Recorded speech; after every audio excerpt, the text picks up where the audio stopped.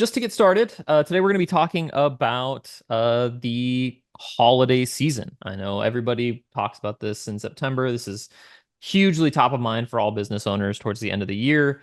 So we wanted to take a stab at kind of giving you a survival playbook, a survival guide to the holidays, and how you can prep yourself in a number of ways. I know there's a lot of guides out there, a ton of resources for how you can plan, the things that you should be doing at certain times. We kind of wanted to bundle up all the best advice from those guides and throw in a little bit of our own because a lot of the times these guides don't talk about what happens after you're successful or after the sale. And that really only tells half the story, right? Like you can be super prepared and put yourself on the right foot going into the holiday season, having your inventory and everything. And then as soon as you start to see those orders roll in, if you're not prepared in other ways, it can hurt you. It can lead to some frustration. So, um, just to go over the introductions, if you've been on our webinars before, you likely know Seth, and you definitely know me. I am John May. I am the face and voice of Webgility as of late. I've been with Webgility for just over 3 years, actually. Started an implementation and sort of moved to doing video content, email content, basically whatever Webgility needs, I'm here for. And then Seth is a wonderful partner of ours. I'll let you introduce yourself. I think you can do a good job. Sure. I know myself a little. I'm Seth David. I'm the chief nerd at Nerd Enterprises Incorporated. And we started out doing accounting and bookkeeping for companies. And then, long story, very short, I started putting videos on YouTube in like 2008. And lo and behold, a bunch of accountants and bookkeepers started following my YouTube channel because they liked the way I taught how to do things.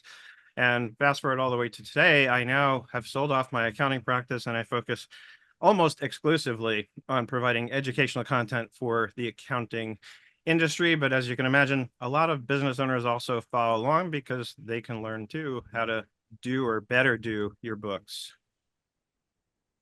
Yeah, definitely. I mean, everybody can always learn a little bit more, right? So why not learn from the best? We'll jump into the agenda here.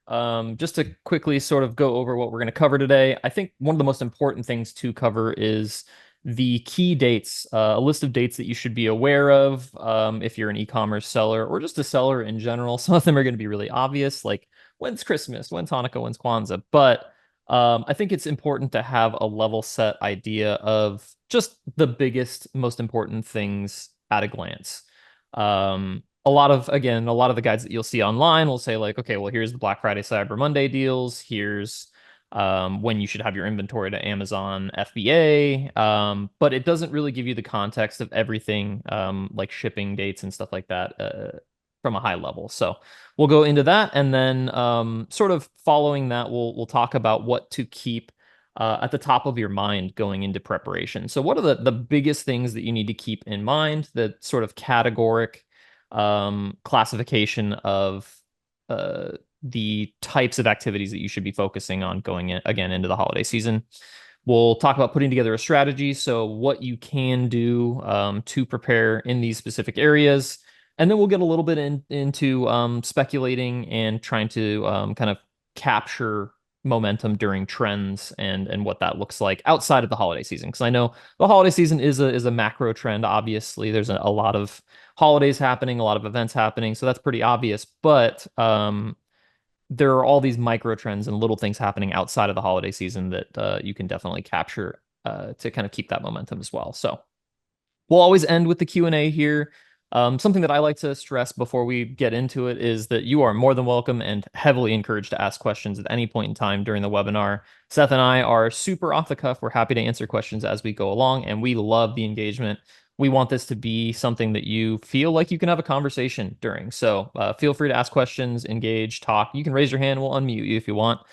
We just want to make sure that this is as valuable to you guys as it is for us to kind of talk through this stuff. So we will jump right into it. All right, so just to quickly glance over the key dates and deadlines, I know this is sort of a wall of text, but this will take you through essentially from right now until the end of the year, beginning of the new year. This is all of the most important dates. It includes some shipping carrier deadlines, FBA deadlines if you're on Amazon, and obviously some of those holiday dates, selection day, stuff like that. This slide deck will be sent out to everybody that attended, and even if they didn't attend, everybody that registered is going to get this. So you can always refer back to this or screenshot it, whatever makes it easy for you, if you need to kind of refer back to, again, the short list of holidays and important dates. One thing to note though is that for early September, I'm sure you've heard this before, but if you haven't started preparing your inventory for the new year, for the holiday season, you're a little too late. Doesn't mean that you can't get some stuff done, but generally look to have in early September your inventory ready and on hand, at the very least, to make sure that you're prepared. Secondly, in 2 days is your FBA inventory deadline for Fall Prime Day. I have early October set for Fall Prime Day because they never really release the date until right up until it's about to happen. But usually it's around the 10th. So about a month out, you've got for Prime Day. All right. And moving on. What should be top of mind for you when talking about getting prepared for the holiday season?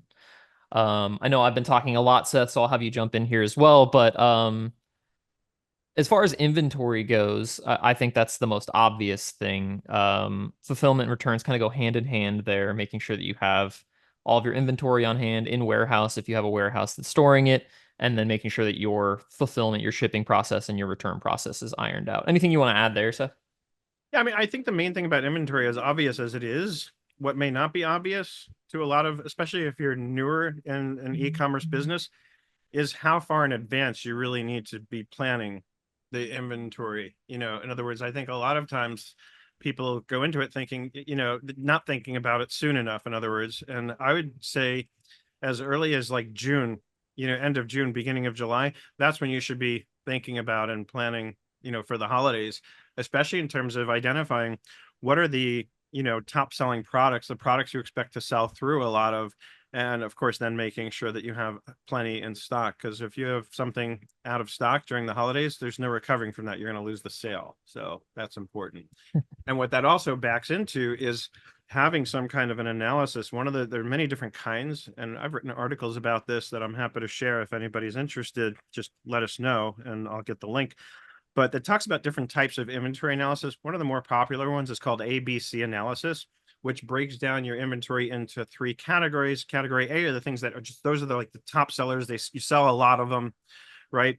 Category B is more items that don't sell as much, but you need to have them in stock because they do sell. And then C is like, it's almost like the stuff that you just really like it, even if it doesn't sell well, you want to make sure you have it, kind of thing. Like, I'm very roughly paraphrasing, but if you go through the process of identifying each item that you sell and which of those categories it falls into, that will help you with the planning process for making sure that you have plenty of stock in the stuff that you need going into the holidays. Yeah, definitely. And something I'll add to that even, and we'll talk a little bit more about the, I guess, specifics of preparing your inventory and stuff like that. But one thing that can be hard, especially if it's like your first holiday season, I don't know if anybody's a first time holiday season seller, but not having that historic data to understand exactly how much you need to ramp up your inventory is definitely a big factor here too. So using any data that you have, and we'll again talk a little bit more about data going forward, but using the data that you do have available to sort of set up a cadence for how much inventory you need to be ordering and what you should be focusing on in order to ramp up for the holiday season. Because it's obviously not business as usual for most people. There is a little bit of a different approach that you need to take from your regular inventory management, right? Cool. So following the fulfillment and returns and inventory conversation, we'll talk through pricing and promotions, and marketing campaigns and website. I like to kind of lump those two ideas together, mostly because it revolves around your brand, right? Like your prices reflect your brand's, I guess, prestige. Same thing with promotions. All that stuff speaks to how you communicate to your potential customer or current customer.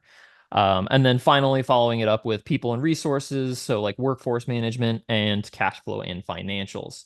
All of these things are widely, hugely important, and it seems like a lot to tackle, but we'll kind of segment it here, kind of group them together, and make sure that the concepts are sort of they hit home in a relatable way. So moving on, we'll go straight into inventory and fulfillment. So, following what Seth had just said, making sure that you understand what products you have that are top performers, what are not performing well, understanding if you have historical data, how to forecast and understand what is going to bring you in the most revenue.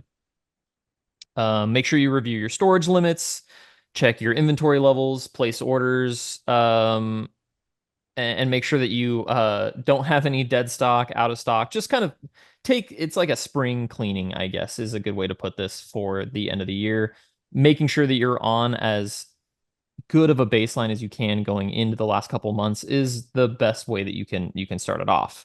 Um, Make sure that you review any shipping costs, keep up with carrier deadlines. So reference that slide towards the beginning of the slideshow that talks about the carrier deadlines, your 3 day, same day shipping deadlines. Make sure that you have those on hand to understand what you can and cannot fulfill going into, again, this stressful season.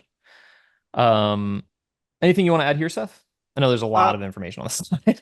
no, I mean, I think you covered it very well. Sweet, sweet. One thing you'll see here is just like listing cutoff dates and being transparent. This is a theme throughout um, any of the topics where you're kind of communicating expectations or setting expectations for customers.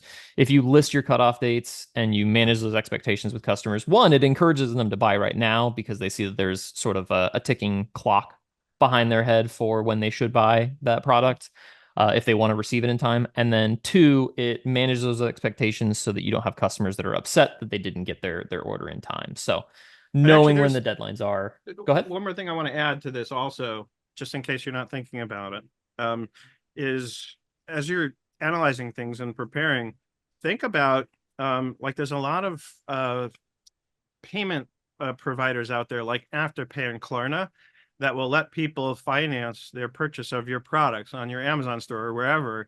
And you don't have to finance it. These other companies do, but that will likely increase sales because a lot of people during the holidays are strapped because they're buying gifts for all kinds of people.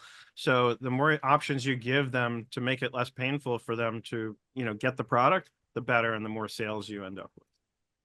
Yeah, absolutely. And that sort of theme goes into your own sort of business management as well. Um, Being able to offer options to customers that are flexible encourages payments. It encourages people to kind of have that repeat business for you. And there's some ways you can kind of give yourself some breathing room as well when it comes to your cash flow, which we'll talk about soon as well. Moving forward to pricing and promotions. Pricing is one of the more obvious things I think for the holiday season that people have top of mind, right? Because you think of things like the Amazon Black Friday, Cyber Monday deals or Prime Day or any of the sales events, so to speak, that go on in e-commerce. It makes sense that you're going to offer a better deal to entice people to buy your product. You don't have to necessarily rely on just obviously the Amazon Black Friday, Cyber Monday, any of those big events to look at your pricing though. Think about doing things like holiday bundles, deals, and coupons on your own site or on your own store. Bundles make it easy to drive up average order values. You can set up gift cards, sort of in the same way that Seth was just talking about, like Klarna and the Afterpay sort of thing, the layaway situation. You can set up gift cards and kind of offer it as a last minute gift item so that people that aren't going to be able to, get the item shipped to them in time for the holiday season will at least be able to get either a digital gift card or a gift card that can be shipped very easily. That kind of encourages that last minute purchase. So things that you can do, little levers that you can pull, I guess, to encourage people to either have repeat business on your site, have a higher order value on average, or just make that first purchase because it's an easy opportunity for them. One thing that you should always be doing is analyzing your competition, but it is more important than ever for the holiday season. Understanding how other people in your market are positioning themselves and seeing where you fit in there. Obviously, you're not going to be able to compete with everybody. You're not going to be able to undercut um, a lot of people on the market, especially on Amazon, but understanding where your value is as a brand and being able to communicate that on your store or in your branding in any way is going to set you apart from the competition. So use social medias, paid ads, and email campaigns if you have an email list of people that you communicate with to continue to put your brand front and center.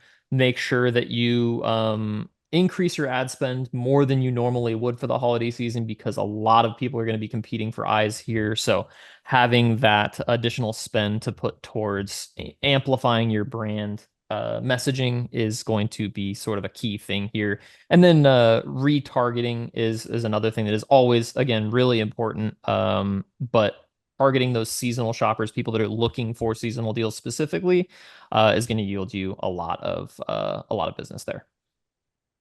If you can also, on the topic of email, if you can segment as much as possible, um, you might not have all the data you need to segment as maybe as much as you want, but being able to talk to specific people with their specific needs, maybe a product that fits them in a very narrow focus, emailing them with that offer specifically will it'll be a lot more valuable to them than just a broad email that goes out to everybody, right? So um, having a campaign calendar helps a lot here too. Really easy way to do this is if you use Google Calendar or Outlook, if you use 365, just set up a specific calendar email for your marketing. Just call it like marketing campaigns or something like that with a specific color coded. And you can just make an event that lasts all day for when you're going to send out an email or post a social post or whatever it is that you're going to be doing.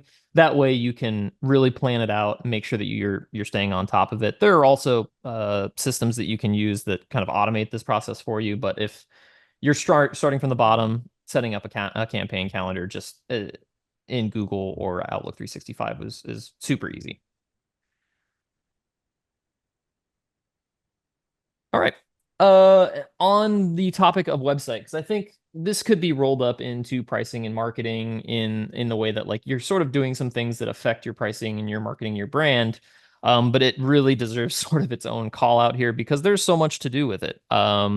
So imagery and your brand image on the website is super important. So making sure that your site has relevant holiday imagery if you're trying to lean into the holiday aspect is super important.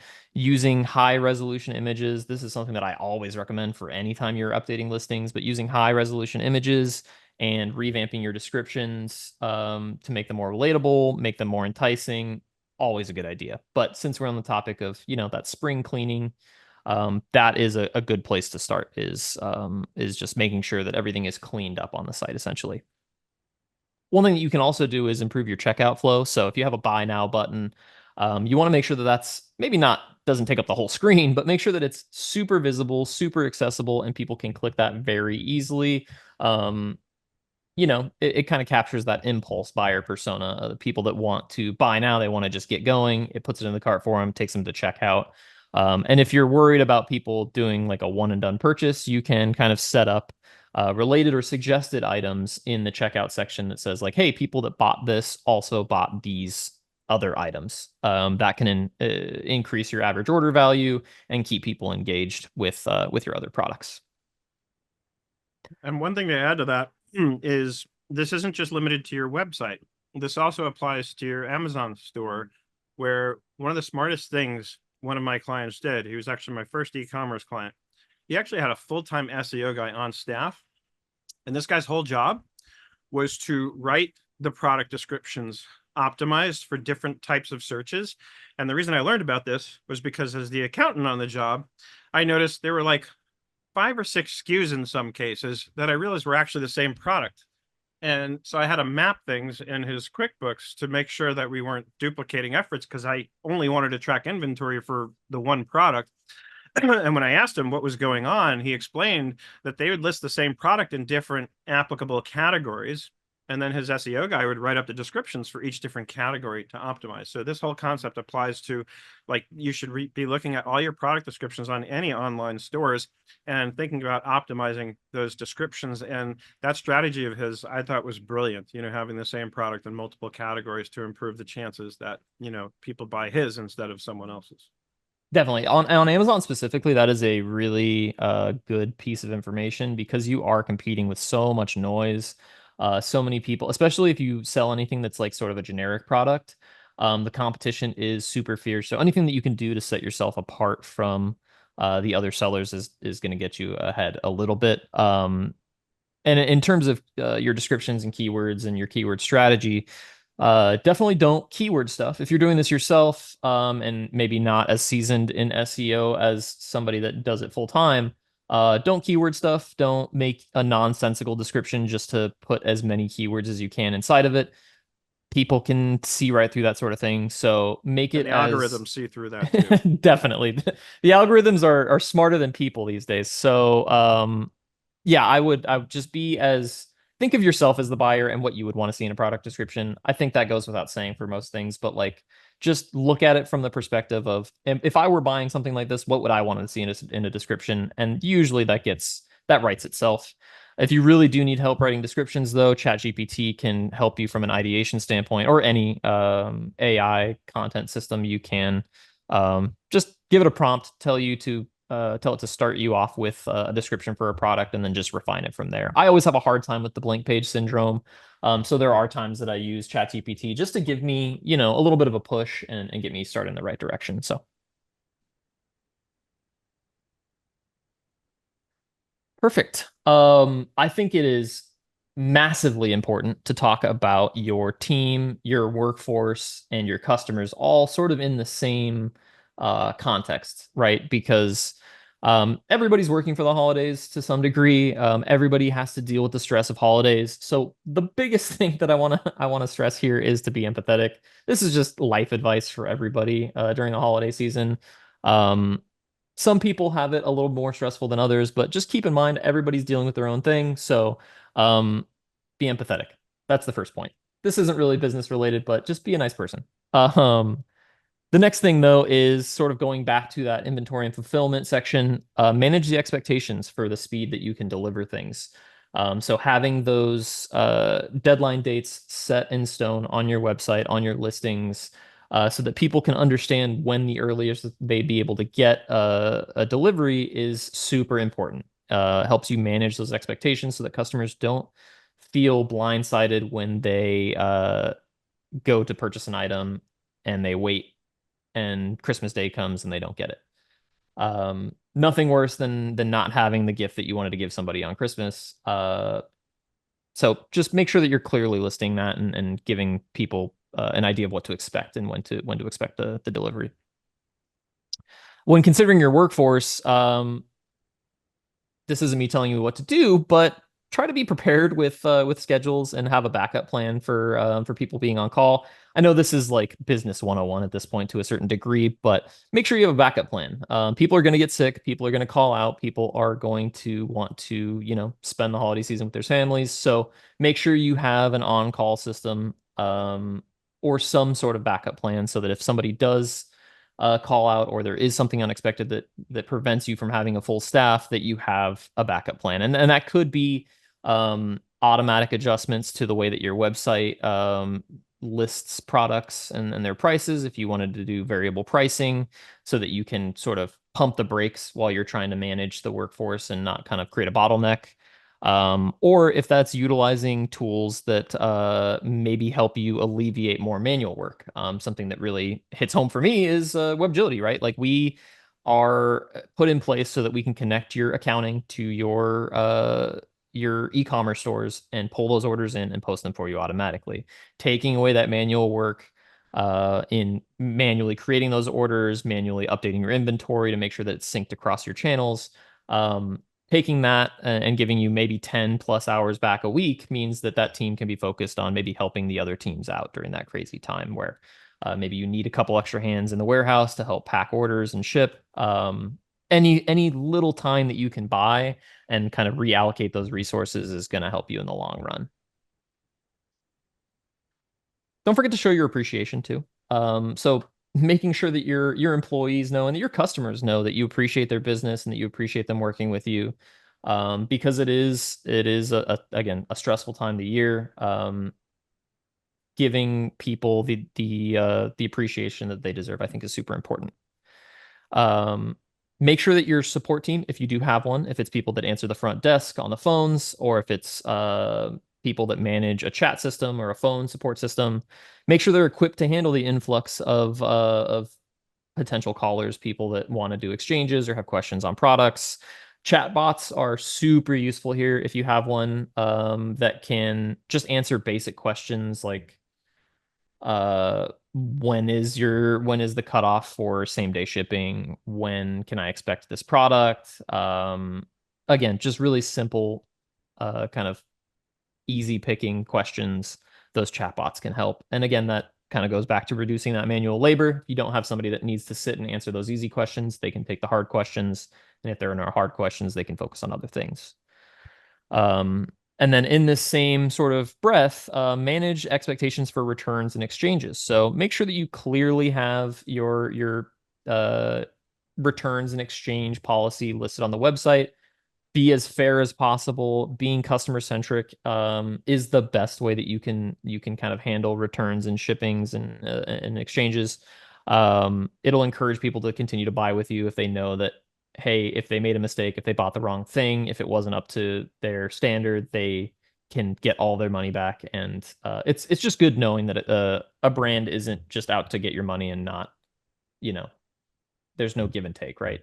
So just clearly listing your return policies, and again trying to make them as I guess generous as possible. Obviously, you need to be in business, so um, don't give away everything, but at least having a fair return policy is a good policy to have. Anything you want to add here, Seth? Yeah, one thing that I was thinking about also that, earlier we mentioned about Megan was going to be here, but because of her honeymoon, she couldn't. This is based on an experience I had working with her where, and bottom line, here's the sort of tip or advice. If you're using something like Shopify, and you're expecting a huge spike in traffic to your website, it's a good idea to give your host the heads up. In her case, where this came from is she was actually on Shark Tank and somebody gave her advice. She was smart. She sought out advice from people who had been on Shark Tank before. Obviously, when you go on Shark Tank and the show airs, there's a huge spike in traffic. And if you don't let your provider know, sometimes they'll even shut it down because they might suspect fraud. So if for some reason you have a product that particularly sells like crazy on the holidays, which means there's going to be an extra normal spike in traffic, might be a good idea to reach out to your providers and even your payment processors to let them know, hey, obviously it's normal for the holidays anyway, but we expect it to be even extra for the holidays, in terms of traffic. That will potentially prevent your site from getting shut down, from being overloaded. In her case, she was using Shopify and she had this conversation with them, and they said that they would make sure to allocate resources on a contingency basis so that if the load increased, they would provide more resources to ensure that she didn't experience any kind of downtime. Yeah, definitely. And I know I think it was on the previous slide, so I'll back up here. I kind of glossed over this, but making sure that your site can handle that increased traffic, I think that goes hand in hand, right? So like Yeah. notifying your suppliers, your payment processors, making sure that your site can handle everything. It's all in the name of being prepared, right? Like you don't know that you're going to have this crazy, insane influx that shuts the world down, right? But understanding that that is always a possibility, especially if you do all these other things to kind of improve the flow and make sure people see your branding, all of those things are going to pay off, right? So having that contingency in place so that if you do get a massive influx of people, if you post something on TikTok or Instagram and it goes viral, you can expect that a lot of people are going to they call it the hug of death, right, on the internet, when you get millions of people that flood to your site and it shuts down because the traffic can't be it can't handle the traffic. So making sure that you're able to kind of mitigate that as much as possible. Obviously, that hug of death is an extreme case. I don't think most people are going to run into that issue, but it is always a possibility. So understanding what sort of scenarios can happen, I think, is super important. Yep. Unless you're Taylor Swift, then having your site crash is part of your strategy for That is true. promoting the hype. Yeah, I think Taylor Swift's a bit of an anomaly. Her strategies are very unique to her, I think, Hmm. which is one of the perks of being the best and most popular, I guess. Cool. So on to the next section, which is cash flow and financials. I think the biggest thing here that you're going to find is that there is a huge emphasis on data. And I know I talk about this a lot if you've been on webinars with me in the past. I think data is very underutilized. It can be over leveraged or overutilized sometimes. Maybe we get a little stun locked by looking at the data too long and kind of not knowing what to do with it. But I think at its baseline, data is one of the most important and underutilized things for especially small businesses, small and medium businesses. Um, Mostly because if we're talking about the holiday season, and if you've been in business for a couple years, you have those previous years of data to look back on and see maybe what you can sort of ballpark expect in terms of traffic and in terms of average order values, what products are selling well, what aren't. Obviously, things change. There's like macroeconomic factors, again, like it's an election year, stuff like that. But at its baseline, understanding how you can predict as much as possible or as accurately as possible using your previous year's data is going to be super key. So it helps you avoid overspending, right? Because you're tracking all of the costs. You're understanding exactly what you spent last year on paid spend, what you spent on securing inventory, all of the things that you spent money on, and all those costs should be tracked. So understanding where all those are at and using that as a baseline for kind of preparing for this year is going to put you on the right track. Um, if you have QuickBooks and you don't have your sales channels connected directly to your QuickBooks, that is the first thing you should be doing is making sure that all of your sales channels are connected directly into your QuickBooks or whatever accounting platform you use. If you use NetSuite or Xero, but having that data flow directly into QuickBooks means that you don't have to go into your Shopify and your Amazon and all of your other stores to see what's selling well, what's not. I got to check 6 different dashboards to understand exactly what's happening with my business. If you have them all going into one place, which it should be anyways, because that's where your orders are going, that's where you should be tracking all of your cash flow and your revenue, then you can make a lot more sound business decisions when it's in a central area. And plus, you can, again, with that historic data, once this holiday season ends, you can take a look back right after the holiday season has kind of come to a close and things start to slow down a little bit and review what worked, what didn't, see how you can plan for next year and kind of get ahead of it.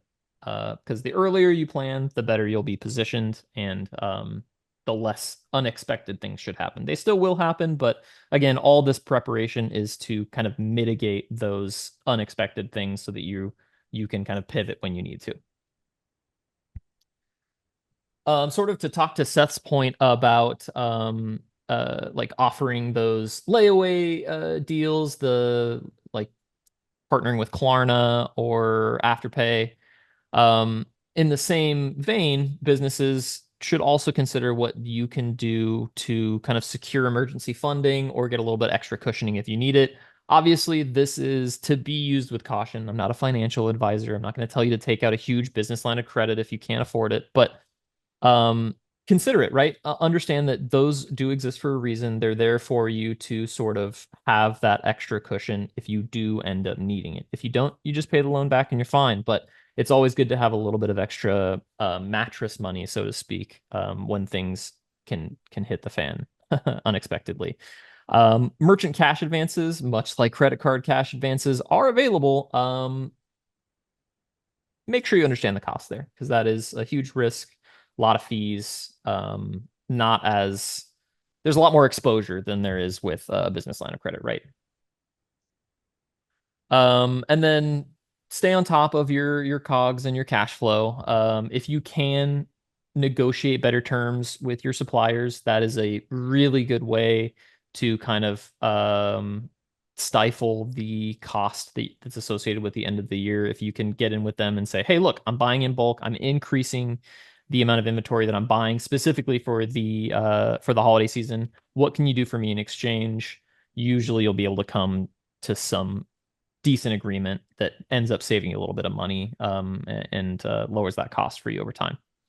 Sort of something we talked about earlier was variable costs based on sales performance. So if you see that something is performing really well, you can automate some variable costs so that they increase slightly in price as they do uh, explode in popularity, so to speak, or decrease in price if you're having a hard time getting rid of inventory. Nobody likes dead stock. So if you need to move inventory that's sitting on a shelf and replace it with something that is going to sell, lowering that pricing automatically to kind of get it out the door sooner is definitely something to consider.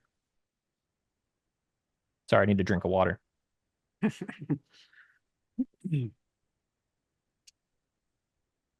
Awesome. And one thing that we didn't talk about with it's sort of related to the that Afterpay Klarna conversation is that you can sort of incentivize customers to pay with methods that are going to give you immediate access to cash. So if you know that you are maybe having some cash flow issues, you want to have that cash on hand immediately, you can maybe offer a slight discount to people that check out using methods that are going to give you that cash available immediately. So something to consider. It's not going to affect you too much, but it is definitely something that is a variable that can help you, again, manage that cash flow, make sure that you have the cash on hand during the time where you might need to be using a lot of cash to kind of turn around inventory. And then sort of a segue into our last big segment is planning ahead. Again, this is the whole webinar has been about planning ahead, but these emergency funds can help with any of the unexpected occurrences, scenarios that happen. But understanding events and trends that you can have control over, other dates, things that come up, micro trends, things like that on social media, anything that has a potential to impact your business, you should understand what that impact might be. And again, this segues directly into how you can prepare for trends. Um, so what is a trend, right? Biggest one this year, obviously, this is going to hit home for a lot of people, is the election year. It's an election year, no matter how you feel about the topic, it's an election year. And You there's know going what to be an comes with that. impact. Yep. Yeah, yeah. No matter which way the pendulum swings, there's going to be a socioeconomical, a macroeconomical, even a microeconomical impact on maybe not your business directly, but the overall market. People are going to have maybe more of an encouragement or they're going to have a little bit easier time spending money because they're hopeful. Or depending on how the election goes, again, not speaking from a matter of opinion, but there could be the potential that people feel scared to spend money. So the economy sort of draws back a little bit. Um, there's no way that you're going to be able to control the outcome and no way that you're going to be able to influence people to buy when they're, scared to spend their money or needing to cut back a little bit. But there are some things that you can do to prepare for that possible inevitability, right? So understanding that there are two ways that an election can go, right? You see people come from a place of hope and the economy blooms, or you see people draw back because of fear or uncertainty, right? So setting your business up so that you can handle both of those outcomes, I think, is the most important thing to take away here. Do you have anything to add there, Seth? I know we talked Nope. about this a little bit, right? Yeah, we talked about this, I think, quite a bit actually, as we were planning this whole webinar. And yeah, that was the thing is regardless of what your leanings are, there's going to be an impact one way or another. You said it perfectly. Either people are going to be excited and hopeful, or they're going to be afraid. And to be able to be prepared for either scenario is obviously the best case. Definitely, right? So like if you know that it can go either way, right? Have that contingency in place, just like you have the emergency funds for when, you get a massive amount of returns and need to get those out the door, or if you need to secure more inventory because your cash flow is kind of coming in a little slow. Um, a lot of factors to consider there, but in terms of the election, if you plan for both inevitabilities, you can always pivot a little more easily, right? If you think the election is going to turn out one way and everybody's going to be super hopeful and the economy is going to get back on track and we're all going to spend all this money, and you go all in on that prospect and it ends up going the other way, you're over leveraged. Your exposure is massive at that point. So consider that maybe don't feel the need to like be scared to put your product out there and increase ad spend, but understand that there may be a need to pull back and there may be a need to scale back and kind of cut costs where you can. So um from a macro perspective, the election's definitely the bigger one outside of the holiday season. But one thing that I always like to talk about is the shifts in social trends. Being a millennial myself, I sort of have a firm grasp on it because I grew up, I'm a child of the internet. I grew up when before Facebook and MySpace were a thing, but it was like a sort of a key moment in most people of my age's childhood is that like you went from MySpace to Facebook to Instagram and now TikTok, and there was like sort of a pipeline for us, right? So we understand the trends that happen, and we're kind of in tune with the cycles of these trends. And I like to call them micro trends because they disappear overnight sometimes. But the reason I'm saying this is that it's super important to familiarize yourself with these social trends, at least to a certain degree, right? You're never going to be the Wendy's Twitter admin that is super relatable and super funny and has their finger on the pulse of every single trend that happens. But at least understanding some of the, I guess, key trends that are relatable to your industry, right? Like if you're an apparel merchant, if you sell apparel on your website, and you use any sort of social strategy, if you hire TikTok influencers or Instagram influencers to promote your product, it's super worth understanding what sort of trends are popular in those spaces and keeping up to date with those. You don't necessarily have to participate in those trends yourself, but again, outsourcing influencers to kind of put your product forth in those trends or using those trends is a really good way to boost engagement, really good way to put yourself out there and kind of set yourself apart from the competition. And that's coupled with the fact that 1 in 4 people, most people want or prefer to find products on social channels. I'm one of them. I bought stuff off Instagram frequently. Being a full-time work from home person, it's a lot easier for me to find the things that I want from my phone than go out to a store that likely doesn't have everything in stock anyways, right? So just keep all that in mind. All these micro trends, all these little things that pop up all over social media. Even LinkedIn has its own sort of meta trend, I guess, environment. So anywhere that your business is positioned, if you find yourself on Instagram or TikTok, just invest a little bit of time or hire someone, hire a young person, a Gen Z person to maybe coach you or keep you in the know with what the trends are because they chances are they will know. Absolutely. Sweet. And then supply chain interruptions. I think this is less of something that you can capitalize on and more something to just be prepared for, right? There is the preparation aspect of making sure that you have everything in line before the holiday season kicks off. Um, but having a good relationship with your supply chain or with your supplier specifically is a really good way to make sure that you're not going to find yourself in hot water if there do end up being supply chain issues when you're actively trying to resupply.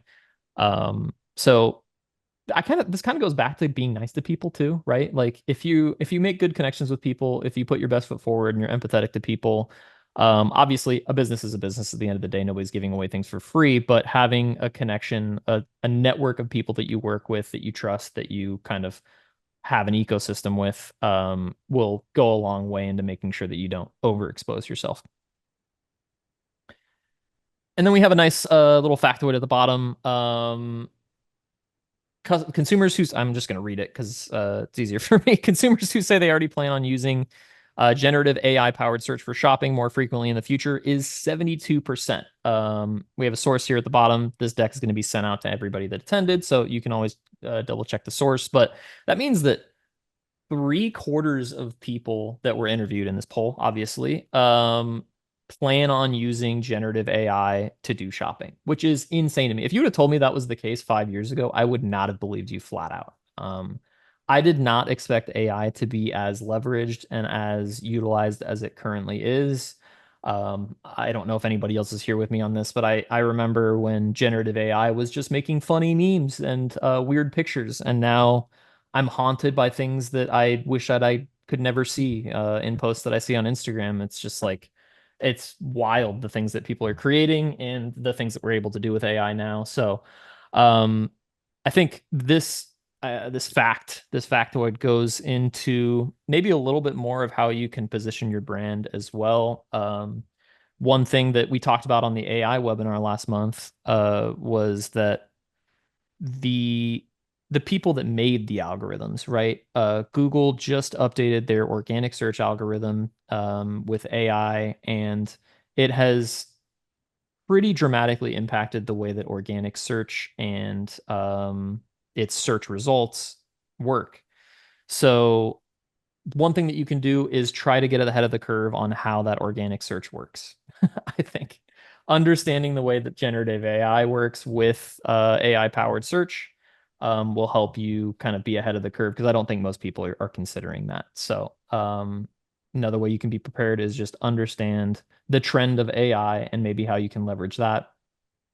Obviously, I don't think most of us are going to be able to afford developing an AI product that goes along with our brand, but utilizing Shopify's AI powered tools or any of the marketplaces that you use generally will have some sort of AI offering, at least in the future. Utilizing or leveraging those in any way that you can, I think is super important. Seth, I know you use AI a lot. I do in my business, not in my shopping habits. It's funny. I haven't used it to shop yet either, not gonna I'm lie. a hardcore Gen X. I have played with Amazon's Rufus. It's interesting. While you were talking about it, I was curious. I went onto Amazon's website. On the browser, you don't seem to have access to Rufus. You just have it on the mobile app. But I have played with that. But I'm such a Gen X. Like you said, you go to social media to look for things. I go straight to Amazon and I just search things out on Amazon. That's the only place I go because it's easy and convenient. And I'm pretty much all of my life here at my desk anyway. So I prefer to shop on a larger screen instead of a smaller one. I definitely don't blame you. I think it's less that I seek it out on social media and more that I find myself on social media and it ends up kind of finding me more than Right. anything else, which kind of speaks to I guess the topic of if you're selling something, meet your products where they or meet your customers where they exist, Yeah. and not where you think And they should exist. and So the generational thing is kind of important that we haven't really underscored here, but I think it's something to consider is who's your audience among other dynamics or demographics. One of them should be generational. Who's buying my definitely. products? Is it because if it's Gen X, you're not going to sell me something on TikTok, but you will sell me something on Amazon most likely, or on Yeah. your own website if it's something that's kind of unique, or like Megan, her product is called Swift Paws. There's nothing out there like it. It's a lure coursing thing. So if you're an animal lover like I am, then you're gonna love it and you're gonna buy it. But hers, you're gonna buy off her website, which is back, but it's just got Shopify on the back end. So Yeah. Yeah, I yeah, mean, it kind of speaks to the persona aspect of kind of finding your audience that we talked about. If you can, I don't know if you're capturing age demographics in any of your businesses, but if you're able to see the ages that people are and then kind of focus your efforts based on where the lion's share of your customers end up being, if you find yourself selling to a lot of millennials and Gen Zers, TikTok and Instagram are probably going to be the move, right? So yeah, I think it's super important to find your customers where they exist, where they hang out more frequently, and sort of less shoehorning people into finding your product somewhere that you think they should be. yeah. Um, cool. So I think this is a good time to end it on a Q&A. I didn't see any questions in the chat while we were going, but now is the time to ask any questions you have. Seth is super, super good at giving people advice in terms of their accounting workflow, even outside of e-commerce. I know e-commerce was sort of the last thing that you dipped into, but any business related questions, dealing with accounting, dealing with I'd say just your business in general. Now's the time to ask them. We're happy to engage with you. Yeah. And while we're waiting for questions to come in, and speaking of the generational thing, so Linnea had chimed in the chat earlier saying that she was dialing in. And I was like, oh my God, that brings back memories of AOL dial Yeah. up and that obnoxious sound that the modem would make when you were connecting. Yeah, trying to get on the internet when anybody was making a call. That was always a fun place. Yeah. Yeah. Yeah. Linnea says she remembers that. And then that little character going across the screen until you're connected. It gave you something to look at. Yeah, I like to say that millennials were sort of a cursed generation because we grew up long enough to understand the concept of like house phones, wired internet, Nobody had cell phones when we grew up. The internet wasn't widely available, at least in the way that it's accessible now. And then we sort of grew up alongside the internet. So I think the millennial generation is an interesting one because Gen Zers, they grew up as basically iPad children, right? Like Yeah. they Yeah. grew up with an iPad in hand. So they've kind of learned in a different way. I think I read somewhere that Gen Z there was like a study that they did. I don't know who they is. This is going to be really off the cuff, but they got a bunch of Gen Zers to sit at computers and try to use a computer, and they all went to go touch the screen like it was an iPad Yeah. because that was what they learned on. Yeah. Yeah. So yeah, it's just really interesting to see the dichotomy between the That's funny. generations there. And then heaven forbid you give them a rotary phone and ask them to make a phone call with it. Honestly, I might even have a hard time with a rotary phone. I've used one like maybe a couple times in my life. Yeah. Um, but yeah, Nope. Nope. even things like Leave it.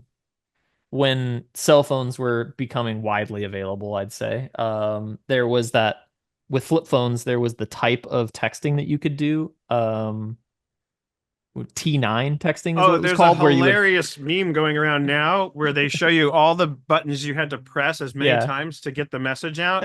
and you have to guess what the word is. And you had to guess what the word is. And it's like, Yeah. if you get this, like if it's one of those, if you know, kind of things where, Yeah. yeah, where you had to hit each button like however many times to get through the number and then each letter until you got the letter you wanted. Yeah, that was, and I had one of those slide out phones for a while that you kind of turned to landscape and it would slide out and you had a physical keyboard. And I loved that thing. That was Oh my yeah. favorite way to text. Yeah, the That like was, chocolate, I think was one of them, or the sidekick was one. But yeah, the those were Sidekick was a so popular cool. one with younger Yeah. kids. I was Yeah. already a little old for that by then, but I had this one. I think it was like Panasonic who made it. I had AT&T service at the time, and I just loved it. I loved the physical. It took me a long time to get used to like swiping on a purely digital keyboard.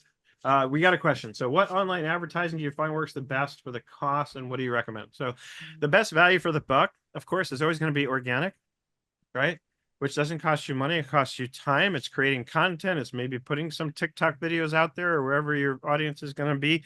That's the best bang for your buck is organic. For paid ads, again, it depends on where your audience is, right? You could, so if your audience is on Instagram, then you're going to, Instagram, of course, is owned by Facebook. So it's the same advertising platform where you advertise on Instagram. But that, of course, also assumes that you have an Instagram channel that's active that has followers, right? If you're Yeah. just starting out, if you haven't taken the time by now to do that, then it's probably not going to do you any good for this holiday season. Maybe if you start now, it'll probably be, you can build up momentum for next holiday.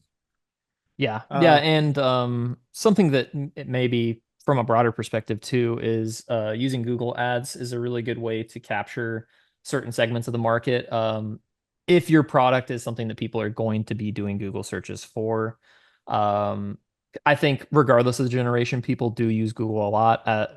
I myself use Google dozens of times a day for random information. So I think Google Ads is a really good place to start if you don't know where to start at all.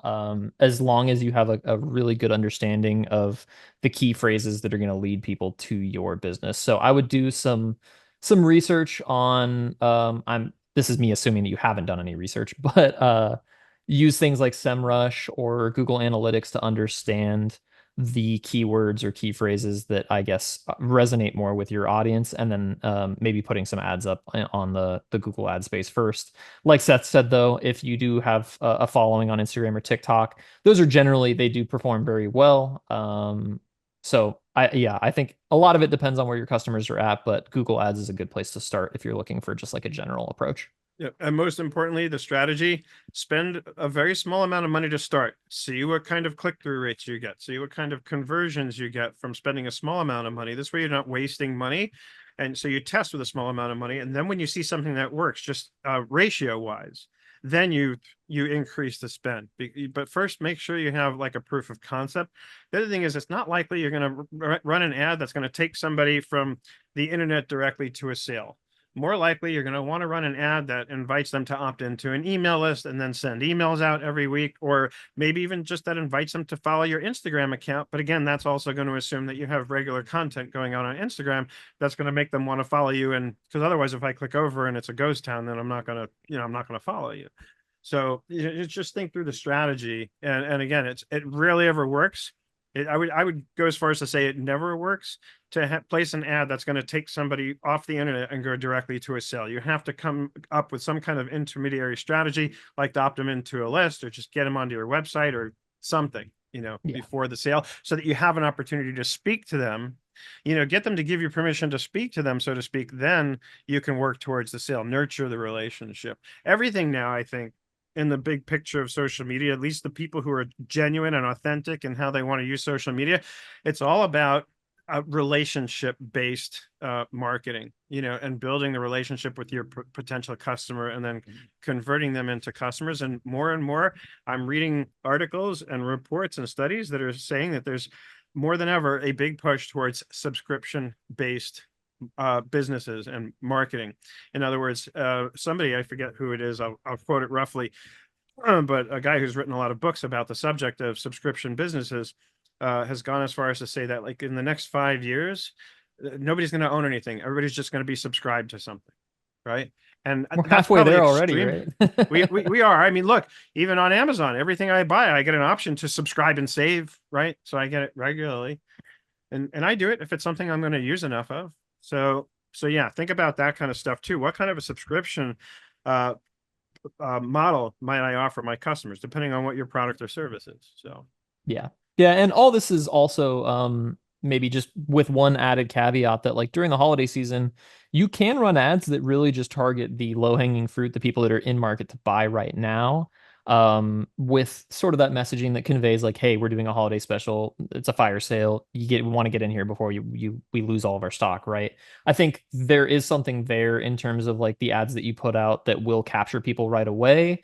But understand that that is just a holiday thing too. I think a more sustainable way to look at it is also have a strategy that aims to nurture people, that aims to push people through the funnel and re-engage people with emails and social posts and just new updates for new product releases that you have so that they can keep in tune. And that's how you get customers that repeat buy, they buy for life, and kind of leave good feedback, good reviews that grow your brand going forward. So, all right, everybody, thank you for attending. We love to have you guys on here. If you guys have any questions for me at Webgility or Seth, I will put those in the slideshow so that you can refer back to it and get a hold of us if you need to.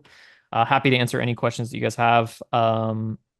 Look forward to seeing you guys on the next one. I'll send the recording out usually within 24 hours of getting it processed. I just need to edit it, cut it down, put it on YouTube. But again, thanks everybody for attending. Enjoy the rest of your week. all right, thank you, everyone.